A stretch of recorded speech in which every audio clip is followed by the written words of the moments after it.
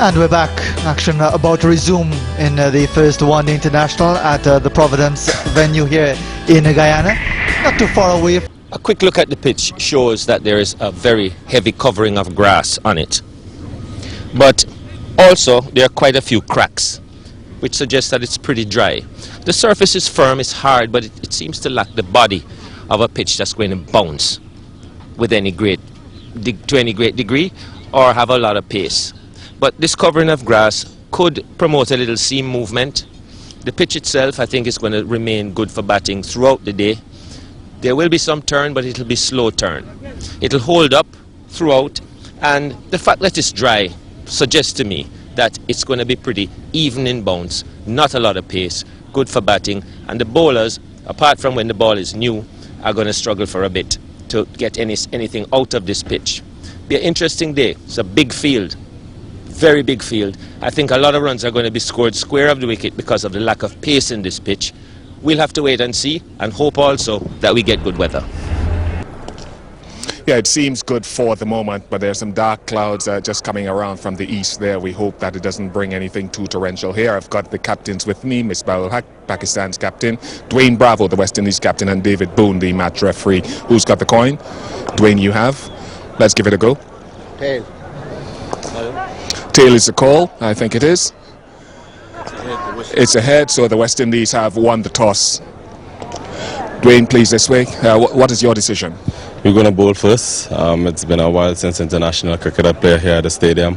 We want to make the best use of the new ball early. Overcast conditions, obviously. So let's see if the bowlers can get the ball in the proper areas today and have a good, better bowling performance. It's been a disappointing.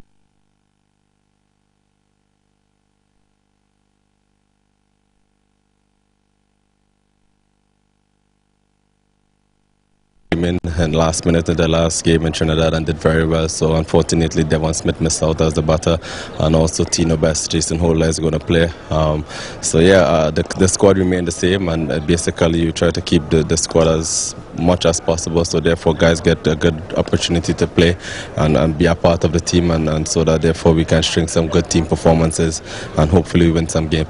What have you talked about? Because inconsistency is a word that has dogged this West Indies team. What have you talked about coming into this match?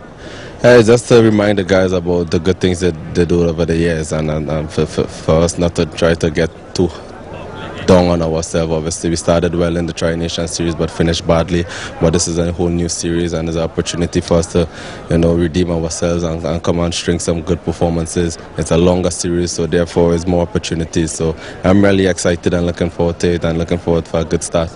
And you've been playing some tough cricket lastly here, so you're match fit, you're match ready. Yeah, the fitness is good, and for other players also. But with the amount of cricket we play in these days, no player actually play 100% fit. But it's good that we can have our strongest 11 out, and hopefully we do well today.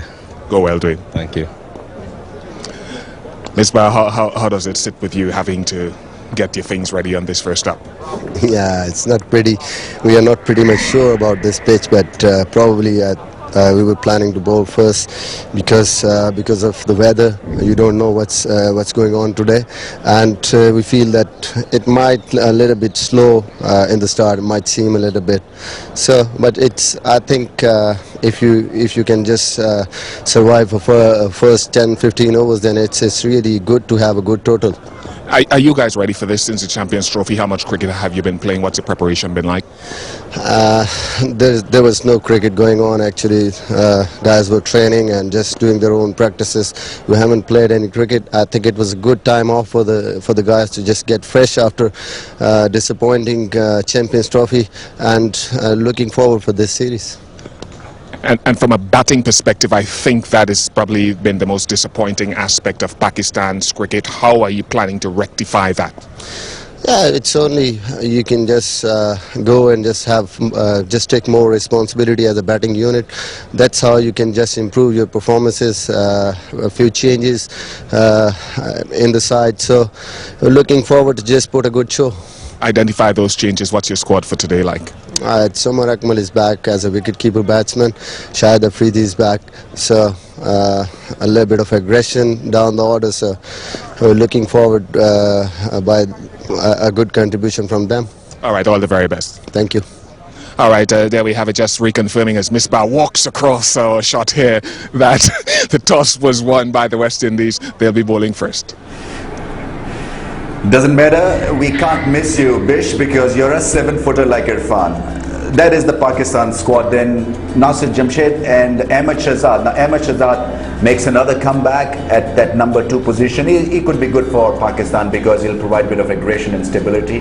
Has got good numbers in one-day internationals. Hafiz at number 3 now. He's going to be the main component of this batting lineup because he's got experience, he's got a bit of class as well, but had a rough period at the Champions Trophy. Misbah-ul-Haq, well, he's the blotting paper. He absorbs all the pressure. Asad Shafiq has been given another go, which is good to see. Akmal may just come in a little early because he'll be the floater in the batting lineup. Shahid Afridi needs to hit the headlines for all the right reasons. And then we've got Wahab, who bowls at 150 Ks. Ajmal, who is a terrific off spinner. Asad Ali, who's pretty steady medium pacer, can swing it both ways. And we've got the tall Irfan. And that makes the playing 11. Now, West Indies, Tony, does the 11 impress you? I'm surprised, in fact, that selectors haven't decided to bring in some younger players in this series. This seemed to me the ideal opportunity to give some of the younger players an opportunity to see how they would stack up in international cricket. But they've only made one change from the squad which was in Trinidad, and that's to drop the keeper Ramlin. Yeah, and Narayan is back, which is going to go well for West Indies. Yeah, he's back, and he had that problem with the finger in Trinidad, so he's essential. But you just felt that people like Tino Best and perhaps Roach might have just taken a rest and allowed a couple of fast bowlers to come in. Devon. While the players take a breather, let's take a quick look now at all the highlights of the first innings. And that's gone away. It's short. So Holder will learn that as soon as you're short in these conditions, it's going to be put away. And Shahzad made no mistake. Just walking around this outfield yesterday late in the evening while it was still being cut. It's a beautiful outfield. You get full value for your shots. Pitch looks decent at this point in time, so the margins for error are small. Dragged it on, off stump. So Holder strikes with a full-length delivery. That's what he's looking for. Shahzad looked as if he was trying to withdraw the bat, and it ricocheted back into the off stump. Yeah, it's just about judgment. It was a touch, maybe about 5th stump, outside the off stump and moving away. And by the time Shahzad decided, well, it's too wide for me to play at, it ricocheted off the under edge. He's gone for 5, 15 for 1.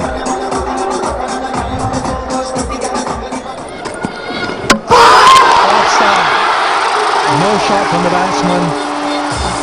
Lapse in concentration, thinking a lot about whether the rain's going to stop play or whatever.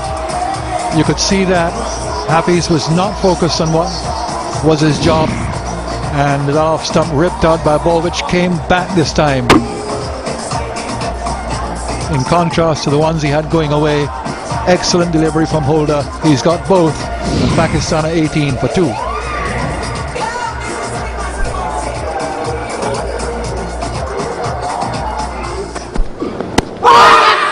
That's a good shout, very good shout. And he's raised the finger after some deliberation. Another error in judgment. Another moment of indecision, and Pakistan in deep, deep trouble. We do not have a DRS for this game, so it'll be interesting watching this dismissal. Nasir Jamshed, like Hafiz, like Ahmed Shahzad, failing to know the channel of this ball. Look at the seam position. It was always supposed to come back into the left-hander. He got a rough one. I think it was an iffy decision, an iffy call. And the fact that the part took a lot of time meant that he had a little bit of doubt in his mind, and the doubt has got to go to Nasir Jamshed. Gone for 6 though, 21 for 3. Good catch, brilliant catch. He might be a makeshift keeper, but that's an outstanding take from Johnson Charles. Asad Shafiq, another victim for the rampant Jason Holder. Is this a showstopper or what? Brilliantly done. First, an excellent ball seaming away, and look at that one-handed take. Brilliantly done. Shafiq goes early for naught. It's not working out for Pakistan. They're in a diabolical state. 23 for 4.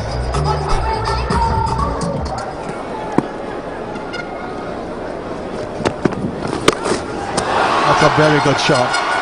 Picked it up beautifully, goes for 6.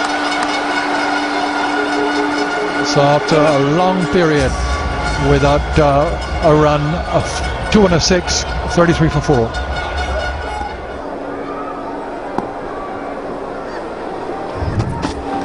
Roach continues in the air, mid-on comes back and takes it. Good catch. Captain Dwayne Bravo keeping his eye on the ball all the way through. Leading edge. And Bravo going back over his shoulder, but keeping his eye on the ball the whole way through. Did it really well. Yes, this is excellent fielding. Dwayne Bravo just let it come over his right shoulder, took it nice and high up by his eyes. He's a good fielder. He wouldn't put down something like that. And yet this attempt to spur things along by Umar Akmal comes to an end. 19 his contribution, and Pakistan 47 for 5.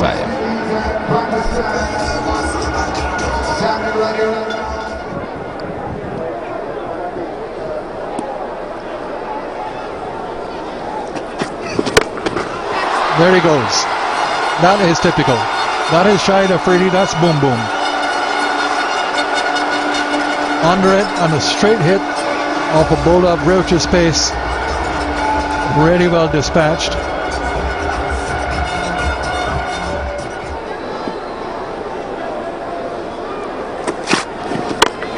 Big shot. Will this be taken? It's gone. It's done the distance. Afridi. Good shot, good hitting. That's his second 6. Even a miss hit of Afridi's bat goes over the line. Such a strong, powerful hitter. Picked up the slow one, and it went over long on.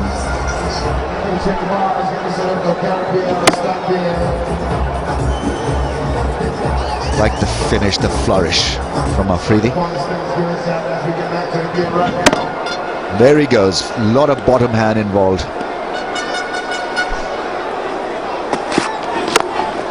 Gone over point, more runs for Afridi. It's gone across, hits the rope for a 4. So the attack is on. Afridi has looked pretty solid, pretty determined. Using his ability to good effect here. 6 followed by a slash over point to the fence. One of the things that you've got to do against him is try to take away that left leg coming down the track and climbing into full pitch deliveries. You'll get the ball up there occasionally, but you've got to set it up. If you look at his scoring shots so far, 4 and 2 6s all off the front foot. He loves to get onto that front foot. Edge, and Gale with a one-handed try. It's a good one because Afridi had played the ball over towards the leg side, so he must have been blinded for a little while, but nevertheless a very good try. 73 for 5.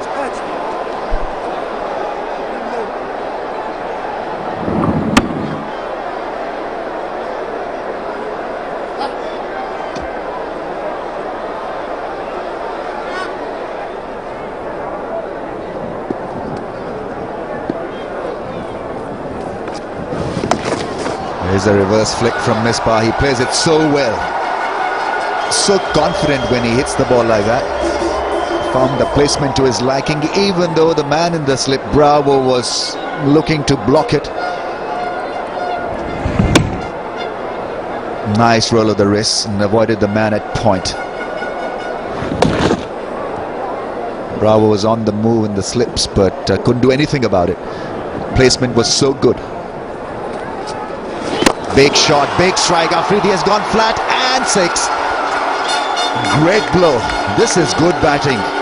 He's hitting the ball straight and smack in the middle of his bat. Would have surprised Narayan here because he had quick feet. Very few batsmen are able to use their feet in a rhyme because he's flat and on a good length. That was a very good shot.